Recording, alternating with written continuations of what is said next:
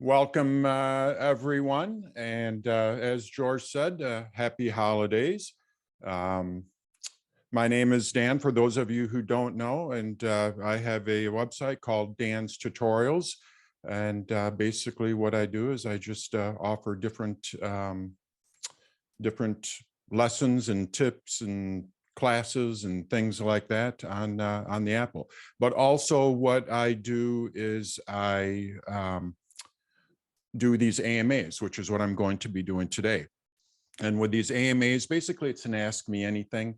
And I do have about a dozen different questions that that people have sent beforehand. So I'm also going to be monitoring the chat a little bit, but I do have like I say, about a dozen questions, although one of them looks like she got it working this morning. So I can probably skip right by that one.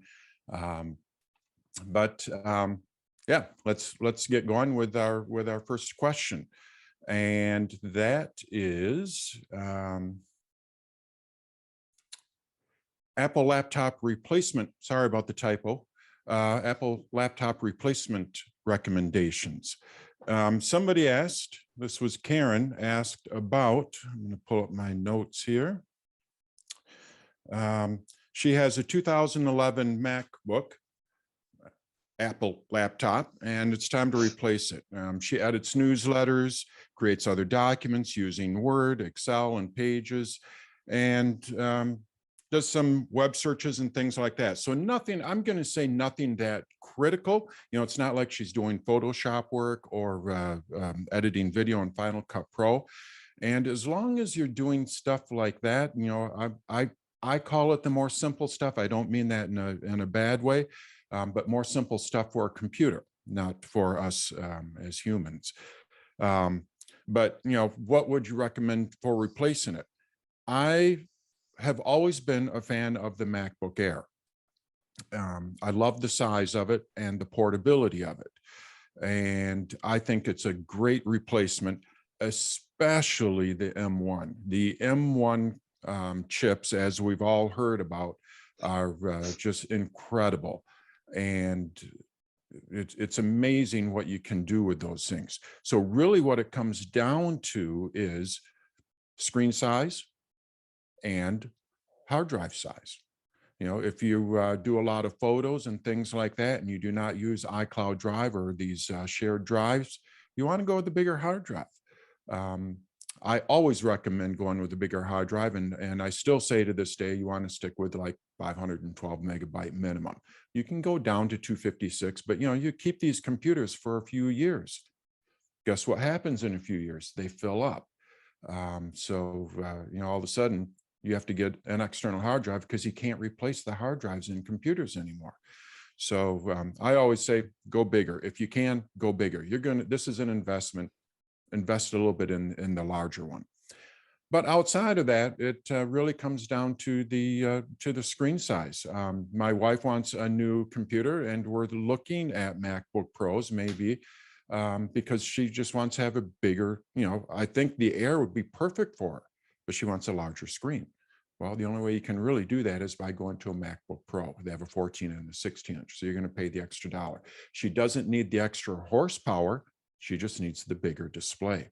So, like I say, it comes down to what your needs are. As far as the computer itself, if you get an M1, you're probably going to be fine for most stuff. Now, if you do Final Cut Pro editing, okay, maybe you want to go with a MacBook Pro. Now I'm using new software here, and I got multiple cameras coming in here, and just different streams and things like that. But I'm not using an M1, and it seems to be fine.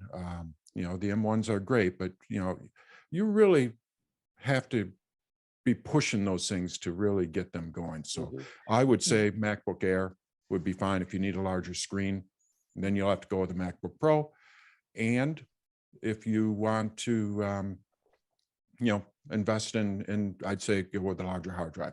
One more option is an external display. So you could get a MacBook Air and then buy an external display. So then you have the best of both worlds. Larger display for when you're at home, at the office, smaller display when you're on the couch. You get the portability of it. Dan, we have a Yeah. question that's sort of related to what you're talking about. Yeah. Debbie Clark. Debbie, can you unmute yourself and ask your question? Yeah, I asked if you're going to do that and you're doing fairly lightweight stuff on the computer, why wouldn't a 12-inch iPad Pro work instead of getting an Air? It absolutely would work. The 12-inch MacBook Pro has, more ports. That's another advantage of going with the MacBook Pro. But in all reality, at the school, we use MacBook Pros and we use MacBook Airs. And to me, the portability, now this is an iPad, but to me, the portability of an iPad or of the MacBook Air trumps everything else. I know a 16-inch or even a 12-inch, it's small, but that MacBook Air just, to me, it feels great. And, just holding it, it's light, it's just super convenient. I also see in the chats there that somebody asked about RAM. And if you're sticking with the M1s, which I would recommend, outside if you have to run, XP, which is another question that I have on the slide. But with RAM, again, you can pretty much go with the minimum amount of RAM on those MacBook M1s, MacBook Pros, MacBook Air M1s. My brother, who is much smarter than I am, did some research on it, and now this is coming from him. I trust him, but I can't say that it came from a trusted source outside of who I know. But he said that with the RAM, basically, if you go with an 8 megabyte RAM on M1, it's almost equivalent to going with 32 megabytes on a standard Intel, because they are that much more efficient. That's what he read on some forum that he got somewhere. Again, I can't really substantiate that, but I trust him. And point being, you can go with a smaller size RAM with the M1s and still, unless you're back into that Final Cut Pro and that heavy editing stuff. That's a whole nother animal. But for most people, if you're doing Pages, iMovie, things like that, you can go with 8 gigabyte, fine. Just go with a larger hard drive. So. Okay, thanks. Let's move on to the next question. All right. The next question I have is, how do you use mission control on the Mac? This came from Linda. And I'm a huge fan of mission control. I don't use it as much as I should, but mission control really comprises of a number of different pieces to it. So what I'm going to do is go to my Mac here. And we're looking at my Mac. Let me move this Stream Deck out of the way here. All right. So we're looking at my Mac here. And basically with mission control, what you are able to do is access all of the windows on your Mac. You can, if you have multiple windows open, you can use different spaces on your Mac. It gives you access to these different pieces. So what I'm going to do is open up a number of Finder windows, and then we can kind of see how this works. So I just, Command N. I'll just kind of open up a few of them here. So I have these different windows open, and let's say you needed to get around. This is a real down and dirty lesson on how how mission control works. I have a trackpad. So if I wanted to look at all of these different windows, all I have to do is just swipe up with 3 fingers, and now you can see all of the different windows. And when I move my cursor over top of any one of them, you're going to see that there is a blue border around each one, and it tells you what the name of the window is. Now, each one of these are the same because I just duplicated or open up a new window. But if you're looking for a specific window, all you have to do is just click on it, and then it brings that window forward. And this works if you have Safari open. Let's go and open up a Safari window here. And I'm going to bring that over. And let's just open up a few Safari windows. Again, I swipe up with 3 fingers. Now I can see my Safari windows and I can go to the window that I want. I can go over, set up family sharing, dance tutorials, and you just select which one you want. So it's really powerful in that, especially when you have a lot of windows open. You can easily just go and view all of your windows, because we all know how a window will get buried behind another window. Well, now you can just see them all as small thumbnails and select the one that you want. Another thing you can do with it is basically, it's called Spaces, but it's basically like virtual desktops. So when I swipe up here, you're going to see at the very top here, I have desktop. If I wanted to add another desktop, all I have to do is just go over to the far right here, and you're going to see this little plus.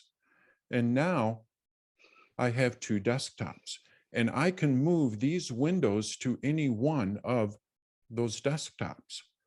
And when I do, what it'll do is it'll open up that application in that desktop.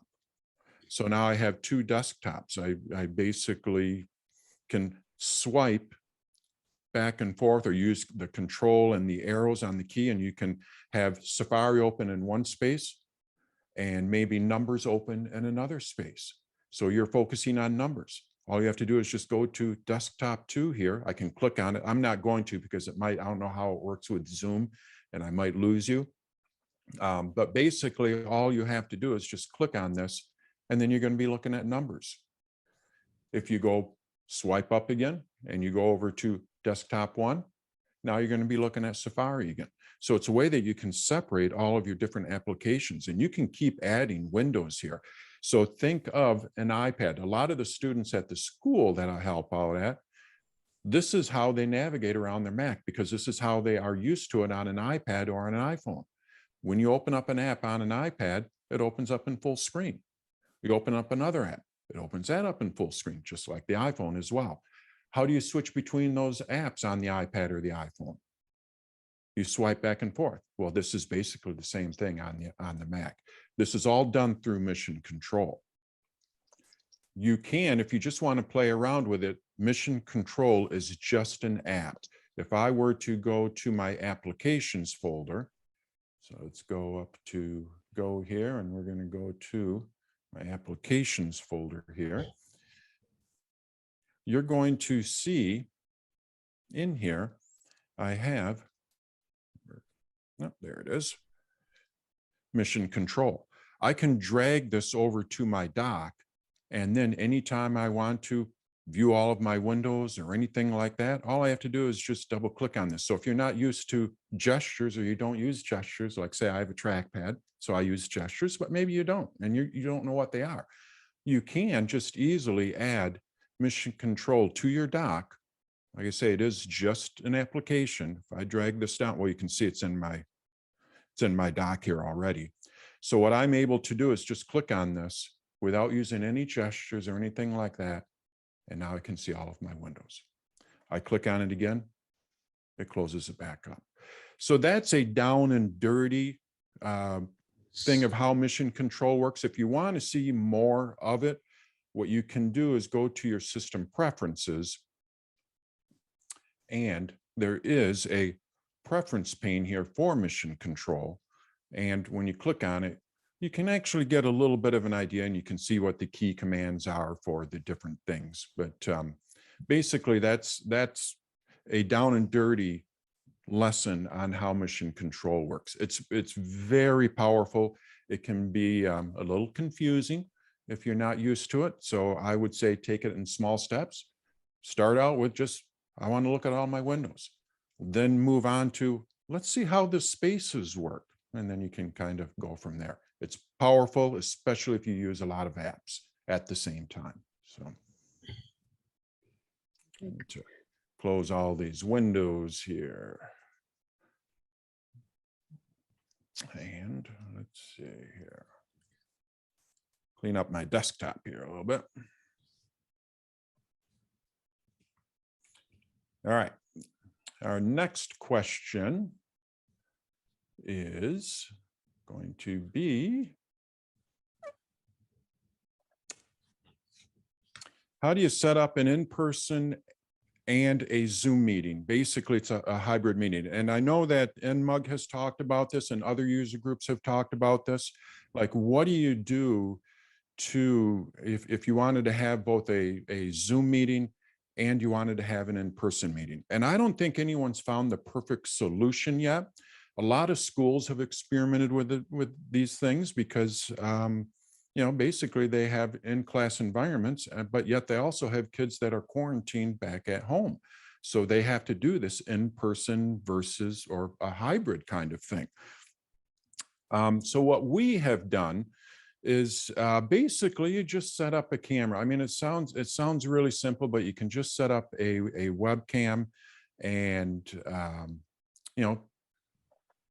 point it at the presenter. And then anyone that wants to view that class, such as this, if they wanted to view this webinar or whatever it was, they could log in with Zoom and they'll be able to view it through a webcam. Real simple, but everyone there will also be able to view it. Another trick, which I think is fantastic, but it does require a more high power iPad, but get an iPad that has center stage. With center stage, what you are able to do, the camera on these things is it will follow you around. The camera doesn't actually move, but they added such a wide angle on that iPad camera, the iPad Pro, and I believe you can do it on the iPad 7, but not on the iPad Air, ironically enough. iPad 7 being the lowest price iPad.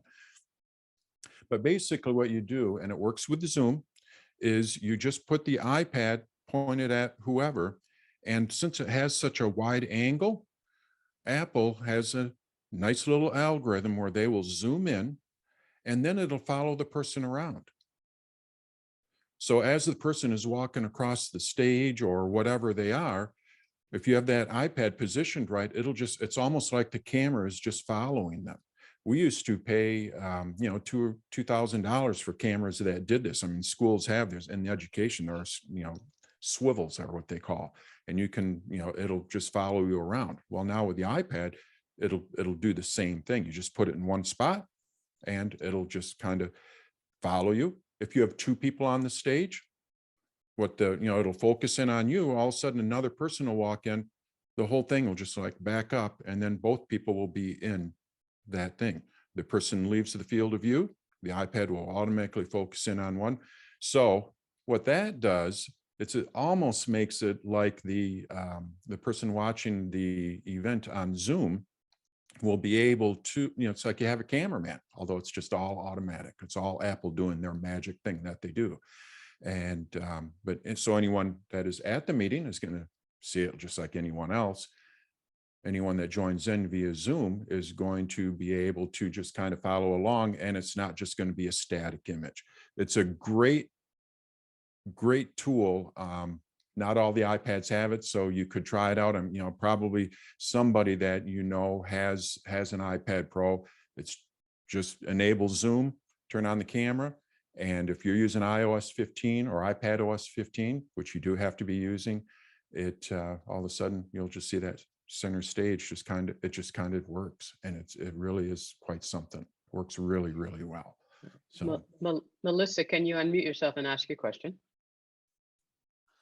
Good morning, Dan. I have an older iPad Pro. I think it's like 2019. If I have iOS 15, center stage will be available? I believe it will, yes. Let me see here. Well, center stage, I'll just do a quick Apple support, center stage, iPad, and see if I can quickly find it here. I'll add this link to the chat so everyone can see it. This is Apple's support page on center stage. Perfect. And it says here iPad Pro 5th generation. So I'm going to say it's pretty picky right now. But iPad 9th generation. But anyway, take a look at that link, and that might be a way to go. Thank you. Unfortunately, it doesn't work with every iPad, but if you buy a new iPad, make sure it does support it, because it's pretty cool. It really is impressive. So. Okay. All right, Marcia, do you have a question related to the topic? Marcia, your hand is up and you're muted. Hi. Hi. Hi. I was wondering if you got a separate monitor, Stage it's called. the Mac Mini. What are your thoughts on that? Using Can it we- as hooking up a separate monitor to the iPad Right. mini, so it's like a dual display. Yes. Let's just go with, that's one area of work where Apple needs to put their engineers on. It's very, very limited. I wanted to do that with mine, Beth, my wife. I have an iPad Pro 12.9. Now I use it for demo stuff, but I wanted her to really embrace this and see what we could do with it, and kind of thing. And she's used to 3 monitors, so we, tried to hook it up, and it's just not the same. First of all, the app has to support, if you want full support for dual monitors, the app has to support it. Well, not a lot of developers, especially if you use an older app, it's not going to support it. So I would say it's not ready for prime time. You Okay. can do it, but it's not ready for prime time. Okay. No, it's just that my son is very techie. I'm not with the Mac, and he Right. wanted to know about getting that. It's very easy to hook up. You just need a cable. Right. You'll have to buy an HDMI to Lightning or HDMI to USB. They're not necessarily cheap. If you want Apples, it's like $50. Excuse me. But it's pretty easy to see, and you'll see the limitations right away. It'll work for some stuff, but you'll see the limitations right away. Maybe Thank you so iPad much. OS 16 will cover that. So Yeah. So you are recommending the Pro though, correct? yeah. In all honesty, I also have an iPad 7, and I think that's a great computer, or great iPad.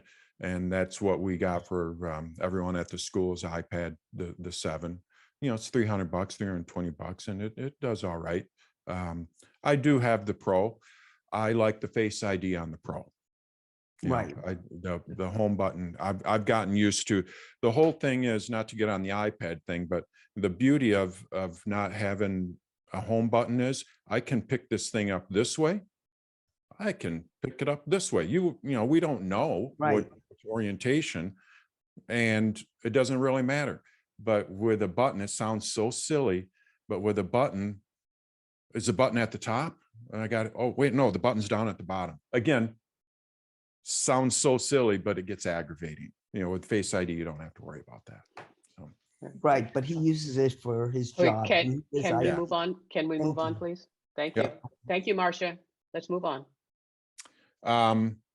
I see that someone asked about hot corners. So I'm going to quickly go over hot corners. That is part of mission control. But basically with hot corners, this is one of my favorite tricks to do is, I'm going to open up a few windows here again. Let's say I wanted to hide all of my windows. What I do is I have a hot corner set up in the lower left-hand corner of my computer. And when I move my cursor, you're going to see my cursor down here. When I move this to the lower left-hand corner, everything moves away. So I can see my desktop. That is a hot corner. Basically, what we can do is we can set each one of our 4 corners on the computer to do something. In my case here, I have it show the desktop. Pretty easy to set up. Just go to your system preferences up here. And what you'll need to do, there's 2 different places to get at it. You can get at it through your desktop and screensaver, as well as mission control. Either way is easy. All you have to do is just click on one of those. You'll see hot corners here. And when I click on it, here's where I can set. So right now, if I go in the upper left-hand corner, it's going to launch Launchpad. And then I just move it away. So all you have to do is just select what you want, and it'll go and do what you need to do when you move it into that corner. So I'm I don't like Launchpad there. It does annoy me, and I've been meaning to turn this off. So all I have to do is just go with the dash over in here. And now when I move my cursor in the upper left-hand corner, it no longer does it, goes back into that launch. So that's a quick version, how hot corners work. So let's go ahead and close these windows and we'll go on to the next one here. Let's see. All right, how do you stop a music app from playing on an Apple Watch or phone unless you specifically open it? Now, what I got out of this was when you when you play music, what'll happen is on the watch, it'll automatically go into now playing. And I believe what the person is asking, I gotta look up my notes here. What the person is asking, whoops, that's not what I wanted. So how does it work? How do you set it? And let me view my notes. Essentially, where'd it go? There we go. What you have to do is you have to go to the Apple Watch app on the iPhone. So let's go over to my iPhone here. And if I go to the Watch app, this is where I can show everything. Oh, it's not going to do it because this is my demo phone. So I can't, I'll just have to tell you how it works. But pretty easy. In the Watch app, what you'll do is you'll go to General, and then you will go and tap on Wake Screen. And then you'll want to turn off the auto launch audio. So basically, let's see if I can show you on my camera here. Watch.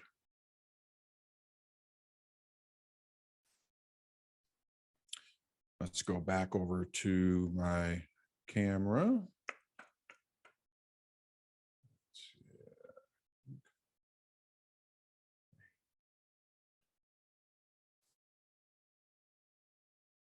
One. All right, so I'm in my Watch app here, and essentially I just go into General, and under General, there is going to be a Wake Screen, and you'll want to make sure that, see it here, I'm reading it from Apple's notes. Tap Wake Screen and turn off auto launch. Tap General, then tap Wake Screen. General.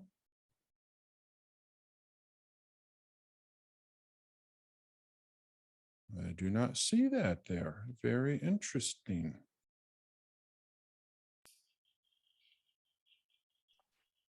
Search for Wake Screen. Basically, you want to turn that Wake Screen off. And then once you launch an application, a music application or a podcast application, it will no longer launch on the Apple Watch. I couldn't find it on my phone, unfortunately. But Apple's notes say that that's where you have to go. It's under display and brightness. It's under display and brightness. Okay. They move some stuff, and and sometimes their Apple support. I no longer am using beta on any of this stuff, but they move things around, and sometimes their documentation isn't updated right away. So thank you. So, all right. How do I rename a computer that I restored from a time machine backup? And with this, basically what you'll need to do is go to your system preferences here. And to rename your computer, where it's going to, where it shows up when you're on a network or anything like that, that is located under sharing here. And when I go to sharing, up at the top, says it's loading it here. Eventually, there it is. You're going to see that we have the name there. So basically, all you have to do is just click in here and rename it, and it should rename. What you'll want to do is restart the computer after that. So once you rename it, I always recommend restarting the computer, because it will also rename it on the local network, and sometimes there may be some lag there. So it's always a good idea, rename it, then restart it. But basically, this is what we do at the school. We just send out a custom command and name all the computers, and it's all done through the sharing under system preferences. So let's see, what else do I have here? Apple Music and family sharing. How does it work? I just did this with my mom. So I have Apple Sharing Family Plan. And with the family plan, what you are able to do is share your different services. And so I'm sharing my Apple. She wanted to watch Ted Lasso. So I shared my Apple TV with her, or actually in family sharing, I gave her one of my accounts. You can have 5 accounts with Apple Sharing. And then she can watch Apple TV, all the shows, but it's going to keep track of her. It's not a combined, it's not like I'm sharing my username or password. Works the same way with Apple Music. With Apple Music, what you are able to do is share that. And then when they log in under their account, that's what they're going to do, is they're going to log in with their account. Their account is associated with yours. You're paying for it. It's under your 5-account family plan. But they're going to be able to log in under their account, and any albums or playlists or anything that they create are going to be theirs. It is not going to be yours. It's not, you like a song, it isn't going to affect their algorithm on songs that they like. She's a big Elvis fan. So as she plays more and more Elvis, I'm not going to see those in my playlists. And as I play my Genesis, I'm a 80s fan. She's not going to see my Genesis, although it was impressive. We were coming back. She met us, my brother and I, for pizza last night, coming back from the bar. And I had Genesis on there, and she's like, "Oh, Phil Collins." I'm like, "Nice job, Mom." But basically, that's all you have to do. And the way that you would do that is when you are in your system preferences here, and you can do this on the Mac, the iPad, or the iPhone. Basically, you have to go into your iCloud settings here. You're going to see that we have family sharing. I do not, this is my demo account, so I do not have it set up. But if you were to go under family sharing here, oh, I do have it set up, sorry. You're going to see that my mom is there. If I wanted to add someone else, I could go and add someone else. Now, I'm not the administrator for this. I'm not logged in as the administrator, so you're going to see these are grayed out. But basically, all I have to do here is just click on the plus, and I can add someone, and then they're going to have access to everything. When I click on details here, you're going to see that she has Apple Music. So really all you have to do is make sure that you have a family plan, and the family, it's a pretty good deal. I pay $30 a month, and I get, the Apple News Plus, I get everything, the 2 terabytes and all that kind of stuff. But here's the beauty of that. Basically, I get 5 accounts with that. Now, we don't have any children, but Beth has her own account now. She shares the space on that 2 terabytes. So she doesn't have to have iCloud Plus or anything like, it's all under mine. And same thing with my mom. And I could add a couple other people if I wanted to. If Beth's parents had Apple TV, I could add them to my account. It doesn't cost me anymore, and they have access to everything. So it really works out well. And that's basically all you have to do is convert your plan to a family plan, and then you just go and add people. And again, you can do this on the iPad, the iPhone, or the Mac. So. You have a question from Peter Danyik. I hope I didn't butcher that too bad, Peter. Can you unmute yourself and ask your question? I see it, Peter, here. You said, how do you stop purchases from coming through on your account? Mm-hmm. That is a good question. And I believe what you can do is you can limit that. Let's see here. Apple fam. I'm going to do a quick search here. Apple. Family plan shared. Because when Beth purchases something, I can see what she's purchased, being that I'm the administrator, but if she's purchasing it under her account. But to share purchases. So I'm going to share this link here and hopefully this will help.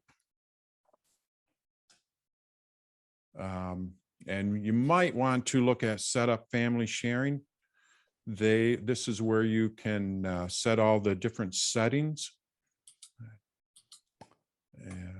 So we're going to see this one. There's a few links that you'll want to take a look at this. So I put those in the chat. And just take a look at those pages there, those pages, and click on a few of those links. I believe since I'm not the administrator on this account, this is my demo account, I can't go in there and change it, but I believe what you can do is limit some things on it. I don't know exactly. I've tried that unsuccessfully. Did you? Yeah. I set it up on my son's account, and his Walking Dead video games keep showing up on my account for payment. Right. Yeah, let's see here. I do not have an answer for you on limit. Let's see here. Apple seems to make it very hard. Well, they want you to purchase stuff, that's for sure. Your plan, shared purchases.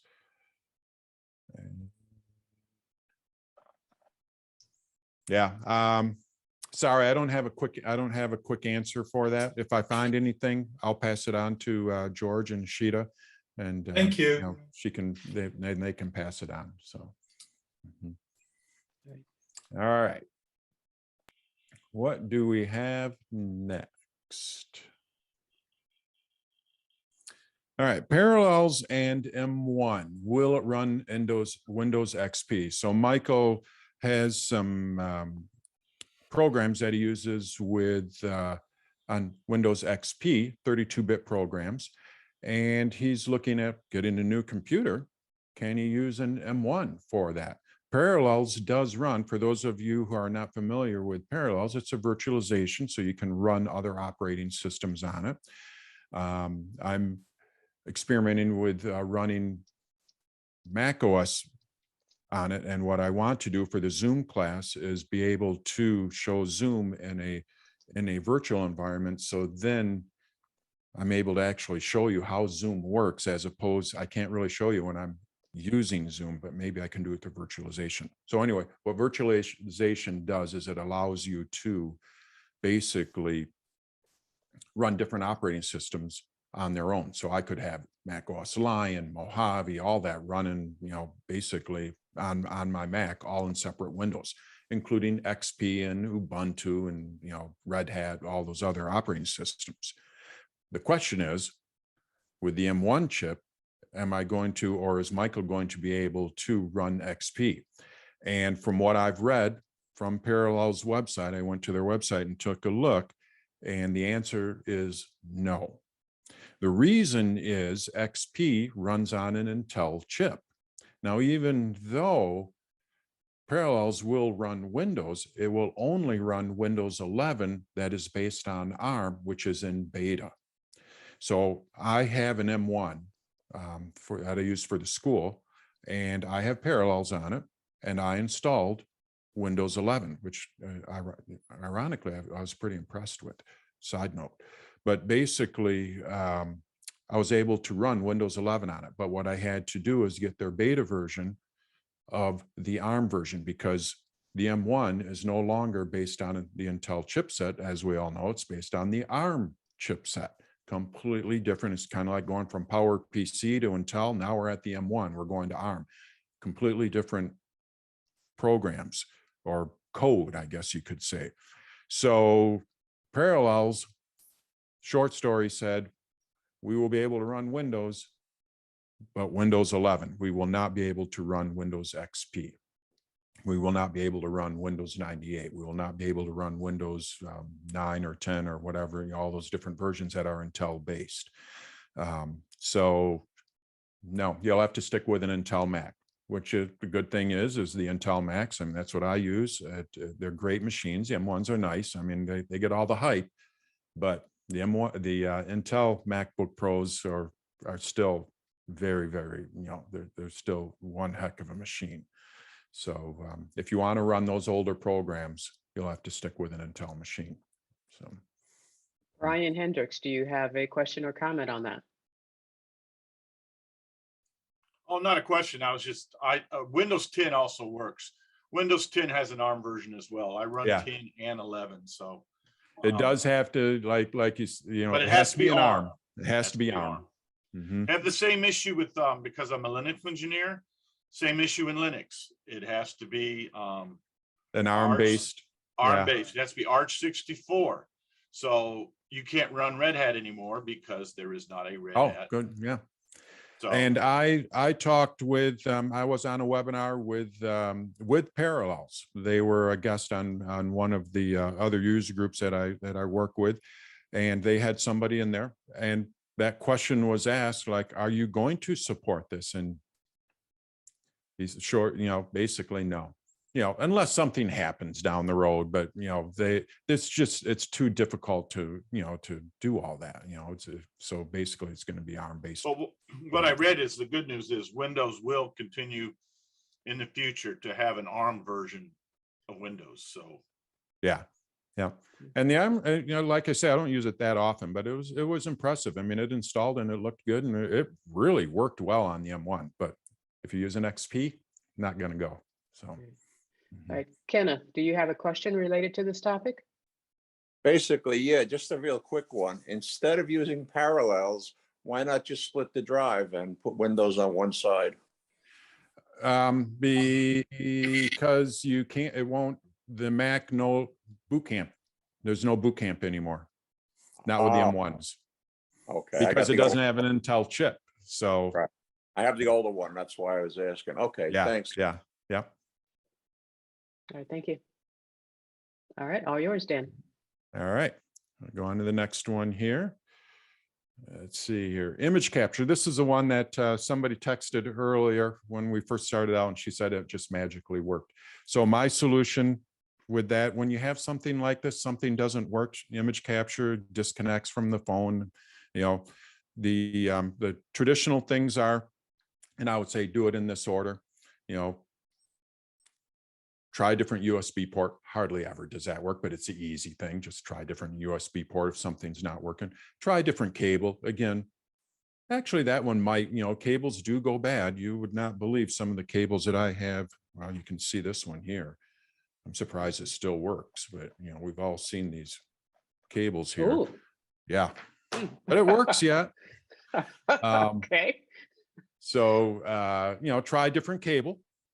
And, I've just threw away a couple cables, because we've been using these cables for so long. I could be using a cable that's 5 years old and I wouldn't know it, and they go bad. There's computer chips in some of these cables. So it's not just a simple wire, so things do degrade. Also, what I have found out is, I have my desktop here, my coffee, my water. If I pour water in here, guess what happens? Condensation comes down. And I've had a brand new Lightning just sit in the condensation. I didn't spill, but it was condensation on my desk, corrosion on it. So I had to throw it away. So you never know what happens with these cables. It's not like I intentionally got it wet. I didn't spill anything, but being that it sat against my glass, got condensation on it, boom, it was a goner. So try a different cable. And then one of the other things to do, this is the favorite thing that the other two guys like to recommend over at the school, and I fight it, but it works. And I don't want it to work. I don't think it should be this, but it works. Restart the computer. Yeah. Melissa, I have a question for you. Are you there? Yes, I am. All right. Did you watch the Q&A video that I did 2 weeks ago that also had this question? Your question here? Well, it's been a persistent problem for me. And, Right. And Dan, while it started working this morning, As I watched the conference right now, it stopped working. Oh, So, God. Right, you know, so- I'm taxing my machine. So Well, Cheetah, I will go Okay. back and look at your information as well. all right, well, let me give you a quick rundown. First of all, Sheeta. Second of all, the image capture app has never been stable, ever. I've used it for years. It's never been stable. So this is what happens. After use, it's just going to stop. At some point, not work well, and then it'll come back, and then it will decide to behave properly. But look at the video, because of image capture and it stopped being reliable, I started using Adobe Bridge. And Adobe Bridge will allow you to pull the images from your camera and give you more options. Some you can't sort it the way you can in image capture, but it will give you more options than you have in image capture. Great. And Adobe Bridge is free to use, even if you don't have an Adobe subscription. You can download it and use it, and it's a great file management program for your computer, period. So so watch the video and you'll, well, I just told you what the video was about. So there you go. All right. Thank you. This is Brian. Yes. I tried that Bridge program after you mentioned it. Yes. It is amazing. It is the Oh. only program I found that detected my Canon M50 when I plugged it in using the USB port. Mm-hmm. All this other time, I had to open the bottom, pull the card out, put it in the computer, do the work that way. Mm-hmm. That Great. program detected my camera. The only one that did. Canon's didn't do it. I mean, Yes. I don't know why, but Yes. for some reason, Adobe did it right. When it comes to Bridge, and I've been a fan of Bridge for decades, most people really just discount Bridge and don't use it. Adobe Bridge is an absolutely amazing program to use. And again, for management of your files, copying, doing just about anything, that is the program to use. It's much better than the Mac OS Finder. So anyway, back to you, Dan. And it's free. It's free. Yes, it's free. Okay. Another trick to use is, I have not had that much problem with image capture, but I know everyone's different. And if the Bridge sounds like it's more powerful, which is awesome. Mm-hmm. But what you can do is create a new user account and see if it works on that. And that will help you determine, is it something in your user folder or is it something with the computer or a cable? If it does it on both user accounts, then you know it's outside of your user folder. It's not software related in your user folder side of it. That could be hardware or operating system related. But if it does work in the second account, we did this all the time at Apple. If it works on the second account, but it doesn't work on the other account, your main account, well, then you know you got a conflict somewhere, and maybe start, restart and quit all of your apps and just see how it works. And you have to do a process of elimination. So that's a nice little trick, is create a new user account and see if it works. It works across whenever you're having a problem. It's just a great way to do it. So, and it's easy to do. System preferences, users, create a new account. Great. So. Lawrence Decker, do you have a question that relates to this topic? Well, I've made an observation recently and used to use image capture, but the current Mac OSs have an app in the utilities folder called Screenshot. And although I've not worked with it, if I use Screenshot to capture either select windows or the whole screen, I've also noticed that there are buttons in Screenshot that allow for a recording.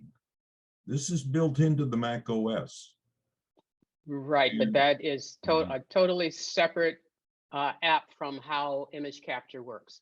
Right, Totally image separate. capture is, But Yeah, it does totally the same different. thing, I think. Absolutely not. It does not. I disagree. Thank you. Bye. All right, bye-bye. Go yeah, ahead. image capture will capture images from things where the screenshot will take screenshots of movies of your screen, right? And in a very, very simple terms.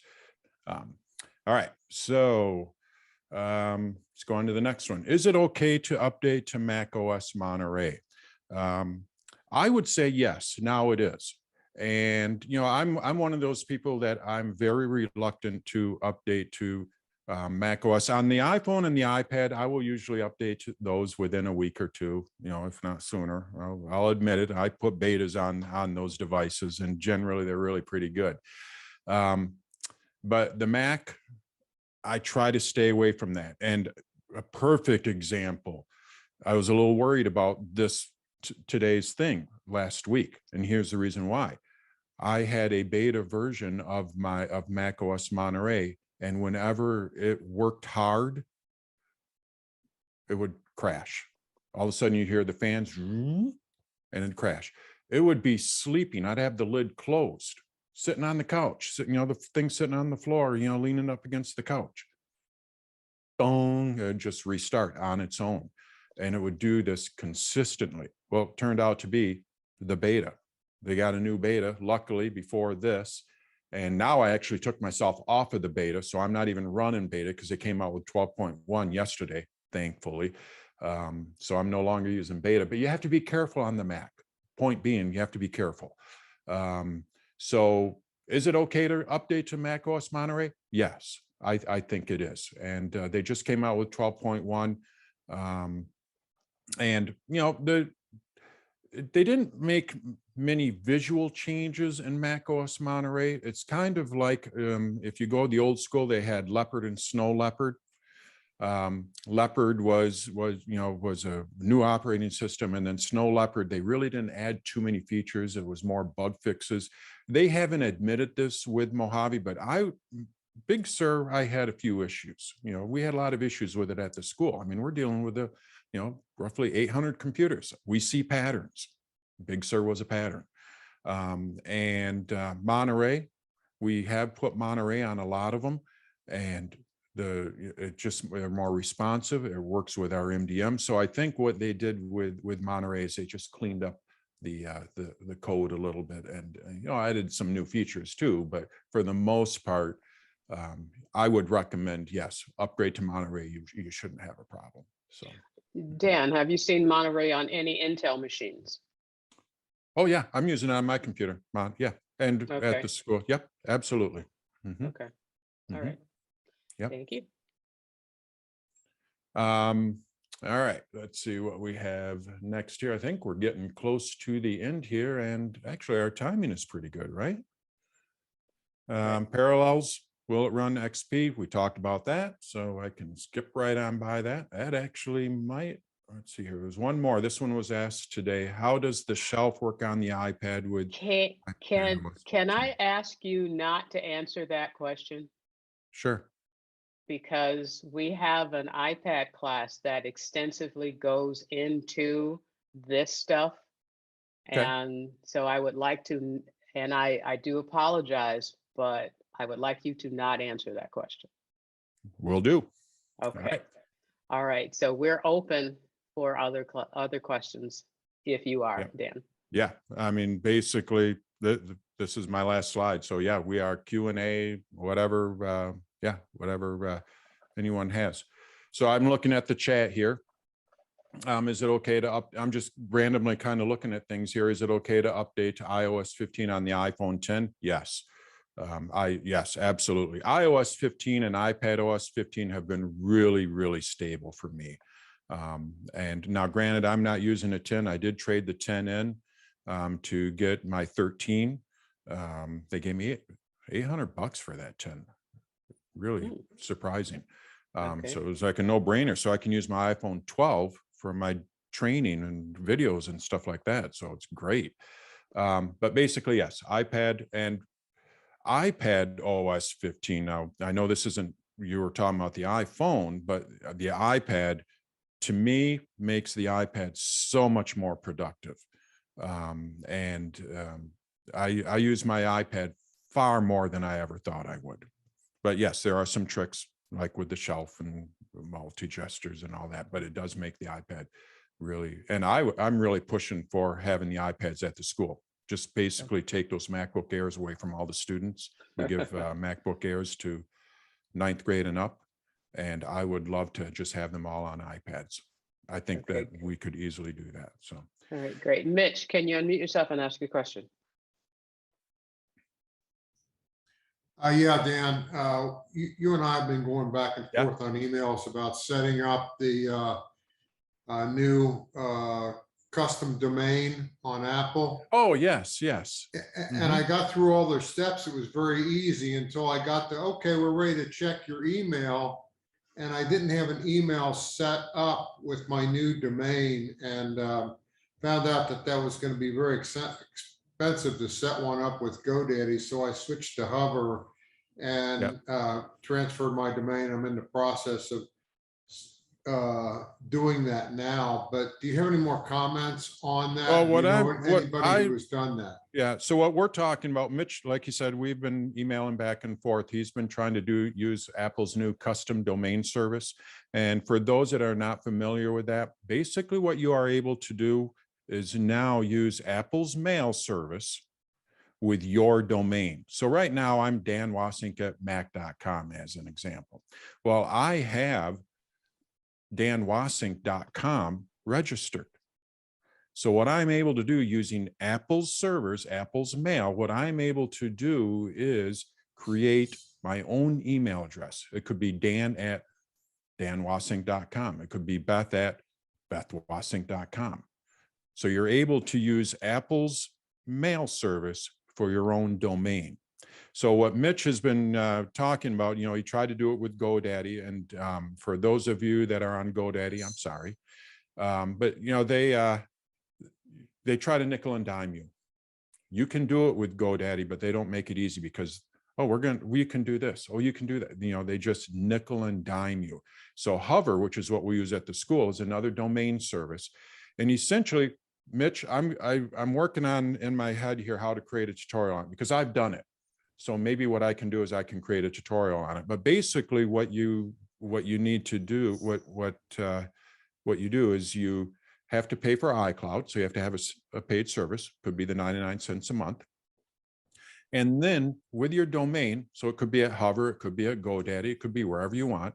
What you have to do is you have to point that domain over to Apple's mail servers. And Apple gives you clear instructions on how to do that, although it is a little geeky. So you got to be, you know, but basically then what happens is if someone sends an email to Dan at danwassink.com, it goes over to, I use Enum. So Enum goes over like Hover. Basically it goes over to Enum. They're my register, so they hold it. Enum will look at this and say, oh, that's mail. That's an MX record is what they call it. That's mail. So what you do is in Enum, in Hover, in wherever, you're going to enter in an MX record, and that MX record is going to point to Apple's servers. So now that mail is going to go to Enum. Enum's going to say, I can't handle this. I don't do any mail. And it's going to point it over to Apple Mail, and then Apple Mail will handle it from there. And that's basically all it's doing.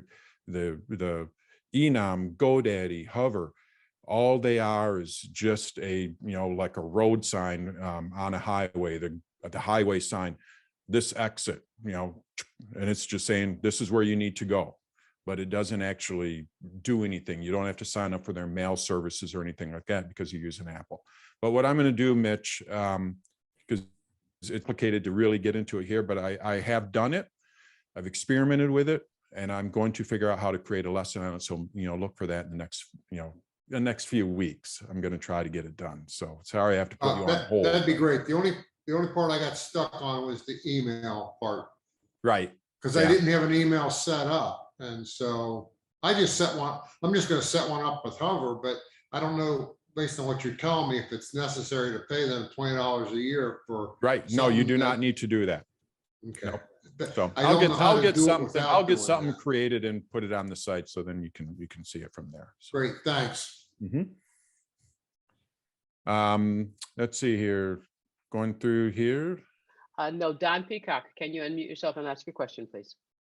Yeah, hey, Dan, I take a lot of pictures with my Nikon, and because I have cloud set up anyway, they end up going to the cloud and they end up on my iPhone and iPad. Yeah. Is there any way to have them just stay on my Mac? Then what you'll need to do is go into photos on the Mac. So I'm going to go to photos here. And essentially, get started here because it's updated. So there we go. When I go up to the preferences here under photos, we go to our preferences. Under iCloud, you're going to see iCloud photos. Just uncheck that. If you uncheck that, anything you add to this library will no longer go into iCloud. It will only be on the Mac. Now, saying that, if you add a photo from your phone, it's not going to show up on the Mac because it basically disconnects it. There's Okay. not a way that you can customize that to say, you know what, if I put a photo on my Mac, I don't want it to go on my iPhone, but if I take a photo on my iPhone, I want it to go on my Mac. You can't do, it's a shared library, so it's all or nothing. Thank you. All right, Michael Slider, can you unmute yourself and ask your question? Great presentation, Dan. Question for you. You've been using picture-in-a-picture on your Zoom window. What app are you using to do that? I've been trying that forever. So this is all new to me. And I'm kind of moving into this area here. In fact, what I'm going to be doing, so I have a class tomorrow, productivity tips on how to use the Mac. And I'm even going to live stream it on YouTube. So basically what I've kind of changed everything up. Everything is new, except for Zoom. I'm still using Zoom, obviously. But essentially what I'm using is it's popular by gamers. It's called OBS. And what I did is I purchased the eCam, which is far better than OBS. And here, if it's okay, I can kind of show you what I'm looking at here. Let me go to me here. So I'll show you this first. Actually, now I can't. It's just a little screen.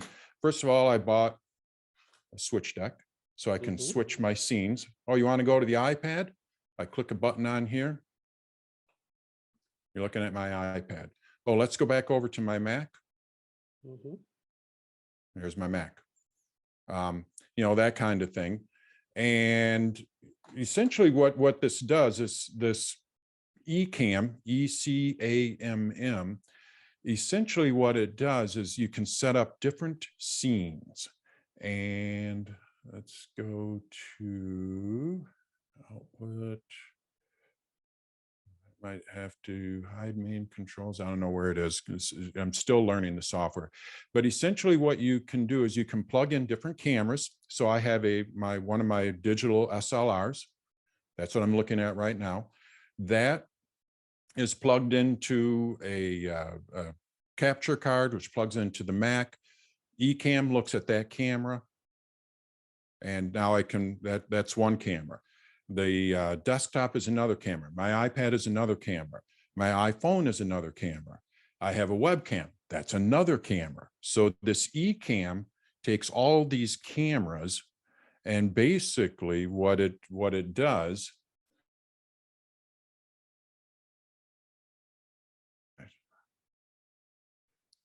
Dan, no, anyway. It allows me to easily switch between these cameras, and I can overlay these cameras. So this little circle here that we're looking at, that is a camera overlay.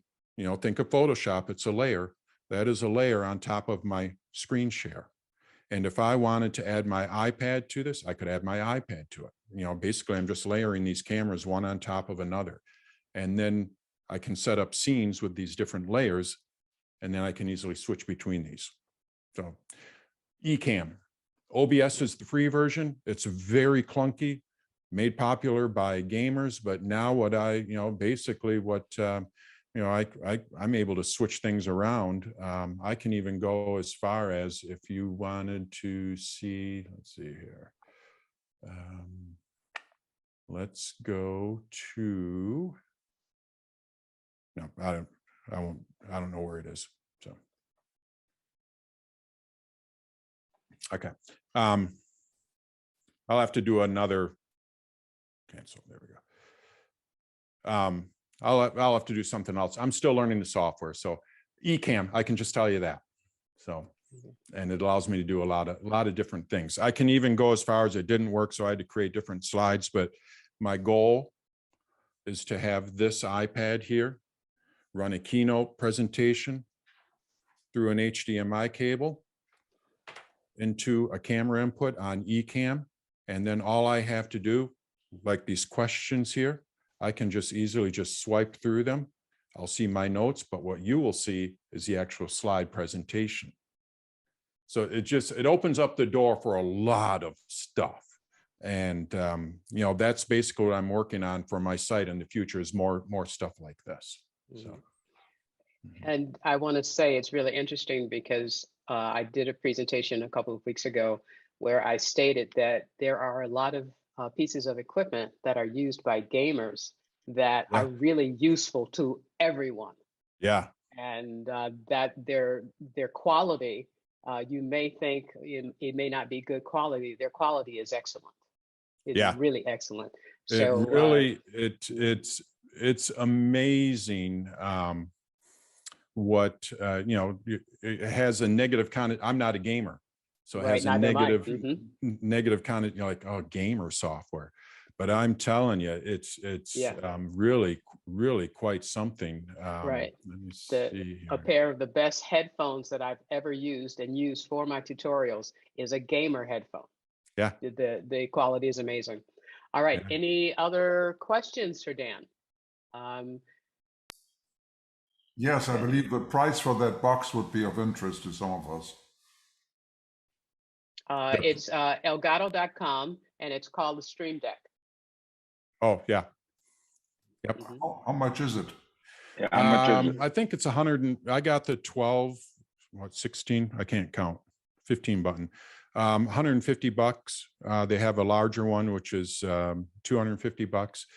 You know, and it basically it's keyboard shortcuts. You know, when I go into the software, what I'm doing is I'm setting up keyboard shortcuts for this. And you know, you can see my processor speed and all that kind of stuff. And basically you just click on what you need to do and it works. But the key is using streaming software like what I have here. You know, Brian Hendricks, do you have one? Yes, and I live by it. With the minute I start, I'm a Tennessee naturalist, and I do a lot of presentations for teaching our classes, where it's a year course where we teach you to be a naturalist here in Tennessee. And a lot of presentations and classes we have, I decided I'm a birder, so I wanted to do the bird class. And I said, all right, I need to set one of those up. I'm an IT guy, shouldn't be too hard. I went through almost everything he was talking about. Do I want to use OBS? Do I want to use Ecamm? Ecamm's $16 a month. That sold it to me. Now everything is something a month. Yeah. Remember the days when you just bought a piece of software and you had it for life and updated? That's gone. But anyway. Yeah. Yes. And you can see like I said, there's my monitor, my microphone that I use. But the big thing, I did not realize how people were moving around so fast, because I've never done videos. I'm a photographer. I've never been into videos. And when I found out they were using the Stream Deck and how it worked, oh my gosh. Not only do I use it in the video production, but I keep it on all the time now. If I need to go check, okay, did I order that on Amazon or not? I literally don't have to do anything on the computer. I push one button and it starts the page of my orders and what's coming. I mean, literally, I just push the button on the deck. I don't have to move the mouse over to an icon. And you can have multiple windows on the Stream Deck. Right. And there's another one, there's another one out there called Loop Deck, which takes it a little step further. Stream Deck is just buttons. Loop Deck especially for photographers, Yeah. you actually have dials. So now what you're able to do is adjust your levels and all that by using dials, and it has the buttons. So Why it's- did you have to say that? Why did you have to say that? Okay. All right. Do we yeah, have- I'm looking at ordering one today when we get done with this, just so you know, if you look up Loop Deck, I've never used it. Stop! Stop! It's on sale today. Today's the last day for their holiday shopping. There you go, Brian.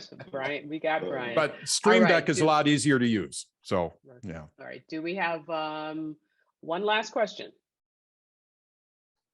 Okay. All right. Then let's All right. call it a wrap. Dan, All right. thank you. You can visit my stuff at somebody that put the link, danstutorials.com. It's just a link there. And right now I have it set up where you pay what you want. You can select if you can afford a little bit more. I appreciate it, but I also know that that's just not how it works. Sometimes, we're in situations where we can't. So you decide what you want to pay and when you want to pay.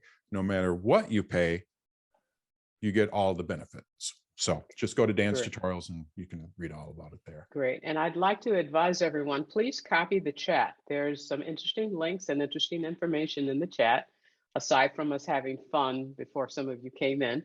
So and you probably won't see that because you came in late. But please copy the chat. And George, it's all yours.